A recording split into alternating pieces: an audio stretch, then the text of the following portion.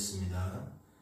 전능하사 천재를 만드신 하나님 아버지를 내가 믿사오며 그 외아들 우리 주 예수 그리스도를 믿사오니 이는 성령으로 잉태하사 동정녀 마리아에게 나시고 본디오 빌라도에게 고난을 받으사 십자가에 못 박혀 죽으시고 장사한 지 사흘 만에 죽은 자 가운데서 다시 살아나시며 하늘에 오르사 전능하신 하나님 우편에 앉아 계시다가 저리로서 산자와 죽은 자를 심판하러 오시리라.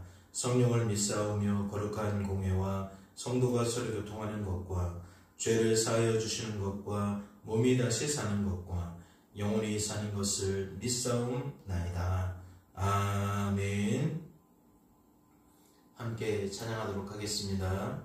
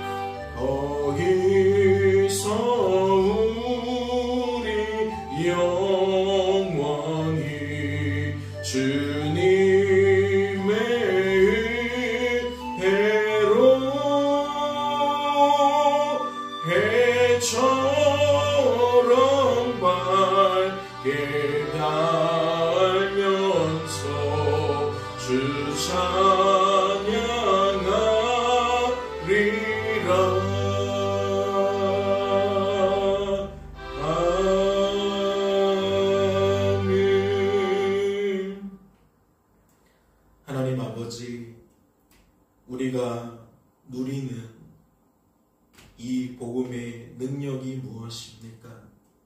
우리가 주어진 삶에서 맺게 되는 복음의 열매가 무엇입니까?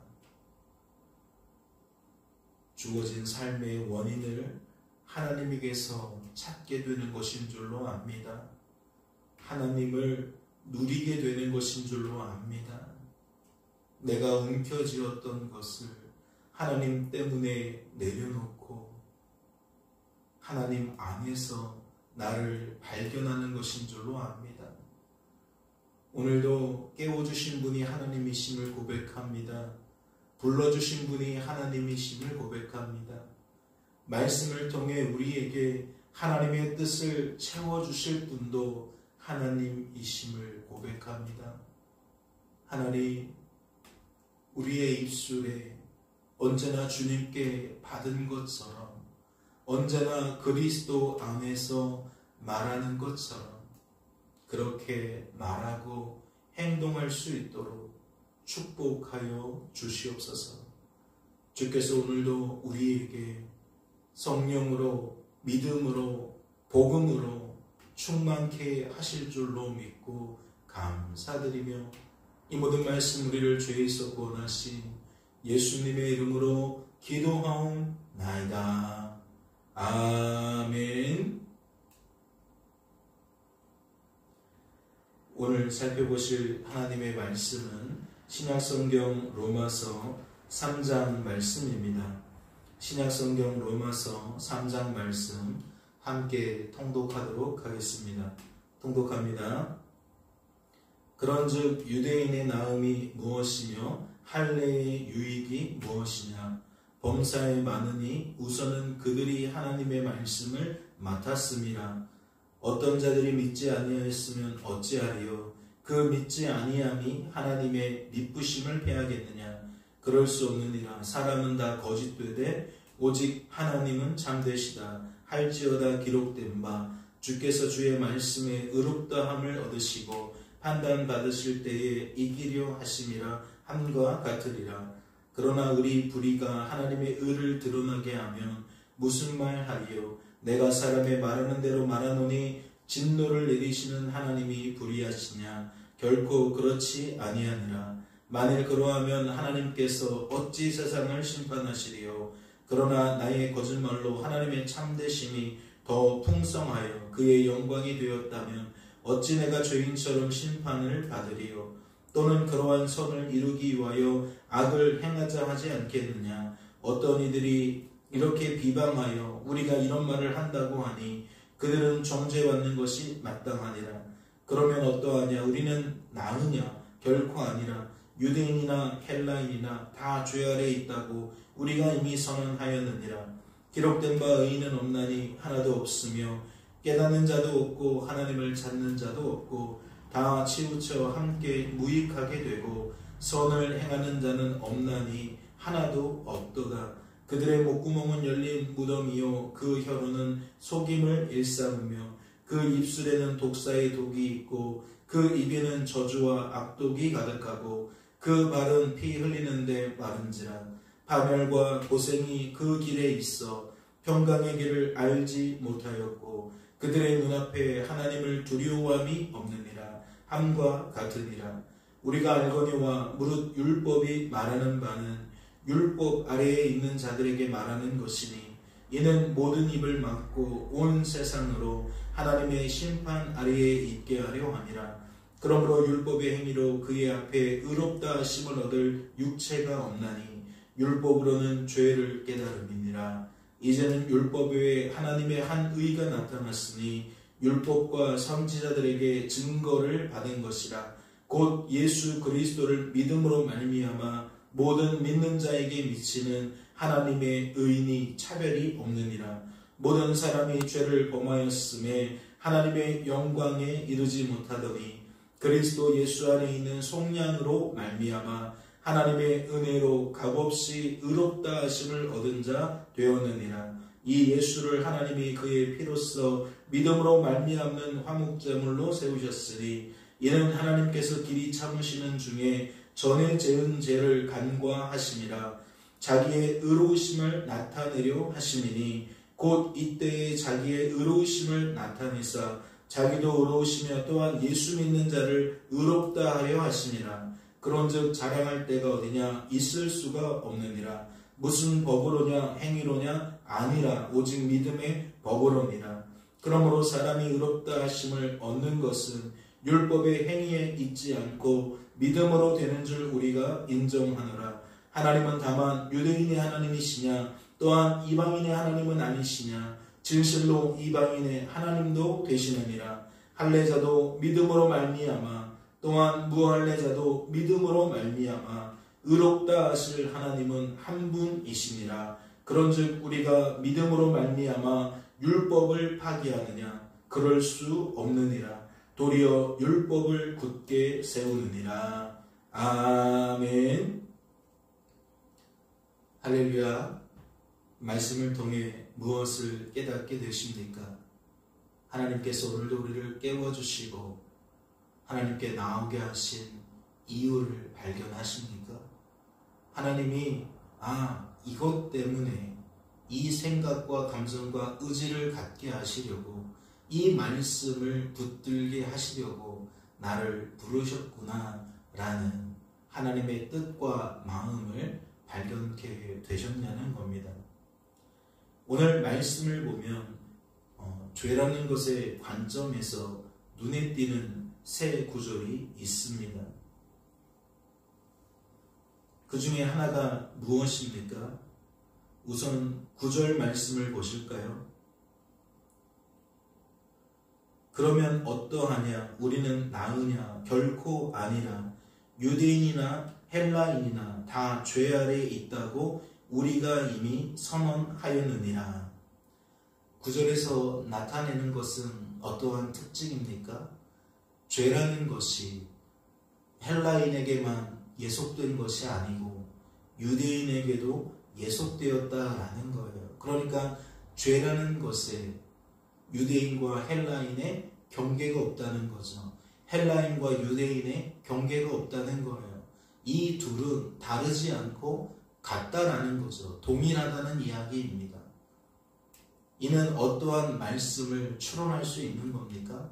우리가 로마서 1장을 살펴보면서 무엇을 깨닫게 되었습니까? 로마서 1장 22절에서 말하는 스스로 지혜 있다 하나 어리석게 되어진 이 사람들을 단순히 우상 숭배에 빠져있던 이방인들에게만 적용할 수 있겠느냐? 그럴 수 없다라는 것이죠. 하나님을 알되 하나님께 감사하지도 않고 영광 돌리지도 못하는 그 생각이 허망하여지고 미련해진 마음을 갖게 된 것은 이방인에게만 적용되어지는 부분이 아니라 로마 지역에 있던 성도들, 그 중에 유대인이었던 성도들, 그들에게도 적용이 가능한 이야기다. 우리는 그러한 말씀을 살펴본 바가 있습니다. 그러니까 오늘 말씀은 다시 한번 그것을 거론하는 것이죠. 유대인이어서가 아니라 헬라인이어서가 아니라 모든 인생은 아담의 모든 후손은 이 땅에서 악하고 약하고 무능한 존재가 되었다. 즉 죄에 항거하며 죄에서 벗어날 수 없는 그러한 비참한 처지가 되었다라는 것을 드러내기 위하여 구절을 나타내는 겁니다. 즉 유대인도 죄인이고 헬라인도 죄인이라는 것을 지금 강조하고 있다라는 것이지요. 사랑하는 성도 여러분, 그렇다면 이 또한 무엇을 논하기 위함이겠습니까? 우리가 어제도 살펴본 바와 같이 로마서 2장에서 무엇을 강조했습니까? 절대적인 평가를 강조했습니다. 상대적인 평가를 논하며 유대인이 헬라인을 없이 여길 수 없다는 거죠. 그 관계는 얼마든지 뒤바뀔 수 있다는 겁니다. 말로는 거룩을 외치지만 실상은 그렇지 아니할 때에 말로는 거룩을 외치지 않아도 삶으로 거룩한 삶을 살아가는 사람을 만나면 그들이 오히려 의문을 가지고 상대방에게 되묻지 않겠냐는 거죠.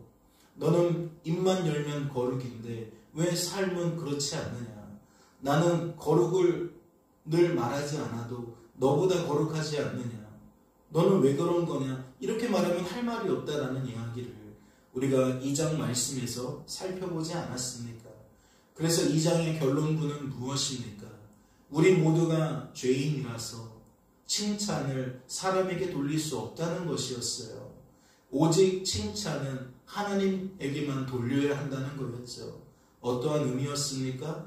죄인이 스스로 낼 수 없는 선과 죄인이 스스로 낼 수 없는 의를, 즉 율법에 중하는 삶을 살게 하는 분이 누구다? 하나님이다.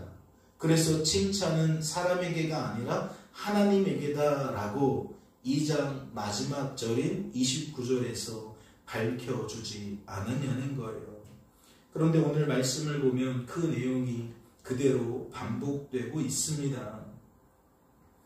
우선 9절에서 유대인과 헬라인이 모두 죄인이다 라는 이야기를 하고 이와 관련된 문장이 23절이에요. 23절을 보면 헬라인과 유대인의 구별을 없애고 그 자리에 무엇을 넣느냐? 모든 사람으로 넣어요.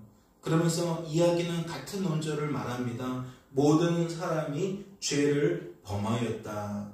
모든 사람이 죄를 범하여서 하나님의 영광에 이르지 못한다. 칭찬받을 수가 없다. 즉 2장 29절과 짝을 이룬다는 거죠. 그러면 칭찬의 대상은 누구밖에 없어요? 하나님밖에 없다라는 것이 자연스럽게 떠올려질 수밖에 없는 거죠. 그러면 그 내용을 어디에서 다루고 있습니까? 27절서부터 다루고 있죠. 그런즉 자랑할 때가 어디냐? 있을 수가 없느니라. 무슨 법으로냐 행위로냐? 아니라 오직 믿음의 법이니라. 그러면 여기서 말하는 믿음은 곧 누구를 가리키는 거죠? 하나님을 가리키는 거예요. 믿음을 논하면서 또다시 헬라인과 유대인을 주목할 수 없다는 거죠. 즉 사람을 주목할 수 없다는 거예요. 사람을 주목하면 와, 저 사람 믿음이 있네 라면서 사람을 칭찬할 수 없다는 거죠. 지금 로마서의 논조는 칭찬의 대상은 하나님밖에 없다.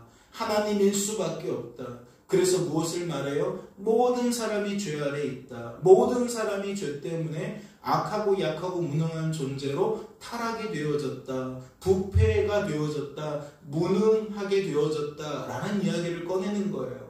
그러면서 그 칭찬이, 그 자랑이 누구에게만 있어야 한다? 하나님에게만 있어야 한다. 그런데 그 하나님에게만 있어야 한다라는 자리에 무엇이 들어간다고요? 오직 믿음의 그 믿음을 강조하고 있다는 거예요. 그런데 우리들이 착각할 수 있죠. 아, 믿음이라는 것이 순종을 대체하는 것이구나. 순종은 결국 우리를 주목하게 만드는데 믿음까지도 우리를 주목하게 만든다는 거죠. 아, 저 사람은 순종을 잘하는 사람이야. 아, 저 사람은 순종을 못하는 사람이야. 아, 저 사람은 믿음이 있는 사람이야. 아, 저 사람은 믿음이 없는 사람이야. 그러면 말씀의 논조는 다 사라지고 결국 우리의 본성을 따라 여전히 말씀을 보며 무엇을 집중해요? 사람을 집중해요. 그 사람의 결과를 집중해요. 그러면서 저 사람은 순종했기 때문에, 저 사람은 믿음이 있기 때문에 라고 말하면서 끊임없이 누구를 자랑해요? 사람을 자랑해요. 사람을 칭찬해요. 그러니까 말씀과 전혀 다른 길을 걷게 되어진다는 거죠. 28절도 이렇게 표현합니다. 그러므로 사람이 의롭다 하심을 얻는 것은 율법의 행위에 있지 않고 믿음으로 되는 줄 우리가 인정하노라. 그러니까 이 말을 잘못 풀면 안 된다는 거죠. 율법의 행위에 있지 않다라는 건 사람에게 있지 않다라는 이야기를 하고 있는 거예요. 29절의 논조에서 그 칭찬이 사람에게서가 아니요 다만 하나님에게서니 라고 말한 것처럼 율법의 행위에 있지 않고 믿음으로 되는 줄 우리가 인정한다 라고 말하는 것은 내가 죄인이다. 나는 유대인이어도 죄인이다. 나는 헬라인이어도 죄인이다. 즉 육신의 할례도 죄인이고 마음의 할례도 죄인이다. 즉 나는 동일하다. 나는 죄인으로서 동일하다. 그러나 무엇으로는 강조되어지는 거예요? 육신의 할례는 오로지 사람, 마음의 할례는 오로지 하나님. 율법은 오로지 사람, 복음은 오로지 하나님. 지금 말씀은 하나님을 칭찬하고 하나님을 자랑하기 위한 논조로 말씀이 끌고 가지고 있는 거예요. 그러면서 말씀이 같은 이야기를 그 다음 절에 보면 이렇게 풀죠. 하나님은 다만 유대인의 하나님이시냐? 또한 이방인의 하나님은 아니시냐? 진실로 이방인의 하나님도 되시느니라. 어떠한 경계를 허물고 있는 거죠? 하나님으로서는 혈통과 상관없이 될 수 있다라는 얘기예요. 즉 하나님의 자녀가 될 수 있다는 얘기죠. 하나님이 성도로 세워주실 수 있다는 거예요. 우리는 우리에게서 근원을 찾다 보니까 내가 마치 이러한 일들을 행하기 때문에 다른 것처럼, 내가 볼 때에 저 사람의 삶의 모습을 보니까 나와 다른 사람이야 라고 경계선을 갖지만, 말씀이 정작 강조하고 싶은 것은 너희들은 구별 없이 모두 하나님의 기준에 들 수 없지만 하나님 스스로가 기준을 세우시고 그 기준에 드시고 그 드신 의를 우리에게 부어주신다는 거예요. 그래서 하나님으로서는 헬라인과 유대인의 경계 없이 모두 성도가 되어줄 수 있다라는 거죠. 이 또한 무엇을 강조하기 위함입니까? 절대 초점을 놓치지 마세요. 하나님을 칭찬하기 위함입니다. 하나님을 자랑하기 위함이래요. 오늘 우리들의 삶에 어떠한 말들이 쏟아질지 잘 모르겠습니다. 오늘 우리들의 태도에 무엇이 드러날지 잘 모르겠어요. 그러나 말씀의 논조는 정확합니다. 말씀은 우리의 삶에 칭찬받을 만한 것이 있다면, 자랑할 만한 것이 있으면 그것은 우리에게서 난 것이 아니라 하나님에게서 난 것이다 라는 그 논조가 너무나도 뚜렷하다라는 거죠. 그리고 이 일을 가능하게 하는 그 결정적인 요소를 무엇으로 소개합니까? 22절부터 좀 볼까요? 곧 예수 그리스도를 믿음으로 말미암아 모든 믿는 자에게 미치는 하나님의 의인이 차별이 없느니라. 그러니까 이 모든 사건의 핵심으로 무엇을 삼고 있다? 예수 그리스도의 행하심과 예수 그리스도의 당하심을 삼고 있다.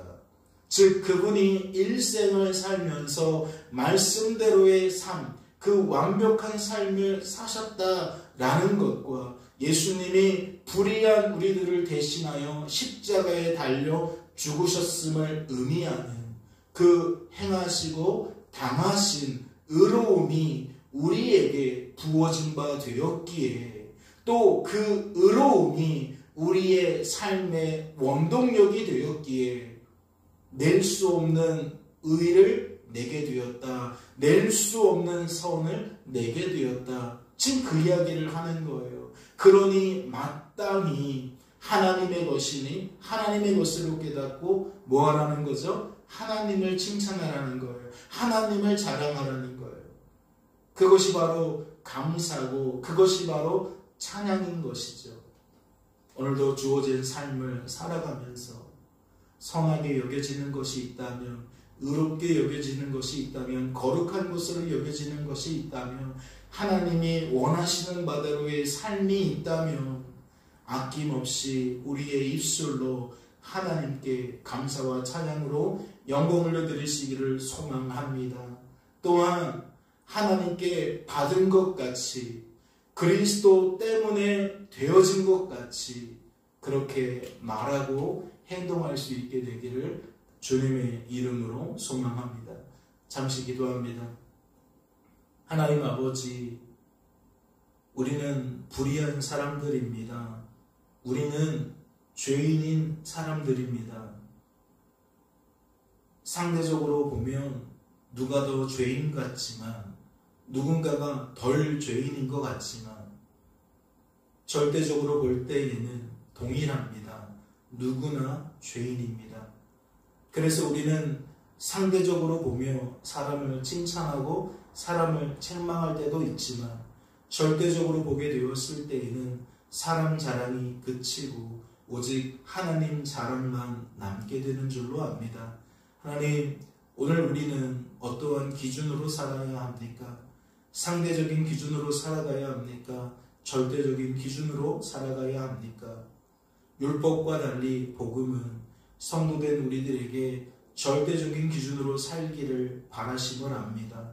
주님, 하나님 앞에서와 그리스도 안에서 말하고 행하게 하여 주옵소서.